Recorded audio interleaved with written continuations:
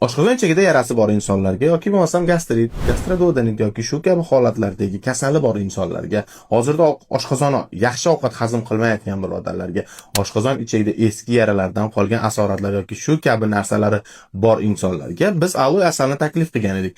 Endi shu aloe asalni qanday qilib uy sharoitida oson tayyorlash haqida gaplashib o'tamiz. Agar video sizning fikringizcha manfaatli bo'lgan bo'lsa, videoga like bosing va bizga obuna bo'lib, bizni kuzatishda davom eting. 5 yildan katta bo'lgan aloe gulini olib, uni мясоровкаdan chiqarib dakkada suzib olasiz. 500 gram tayyor bo'lgan aloe sokiga 500 gram toza asal qo'shib 2 minut pastki olovda qaynatib olasiz va quyosh tushmaydigan joyga xolodilnikning plyusovoy kamerasiga solib qo'yasiz. Ha, xolodilnikni oddiy produktlarni qo'yadigan joyingizga, morozinlikka emas, juda ko'pchilik morozinlikka solib qo'yadi.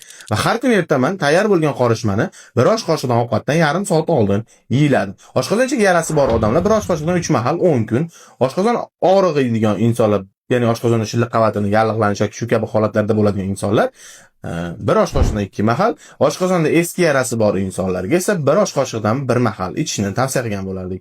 Ehtiyot bo'ling. Agar aloe yoki asalga allergiyangiz bo'lsa, ushbu litseniyani qo'llamang.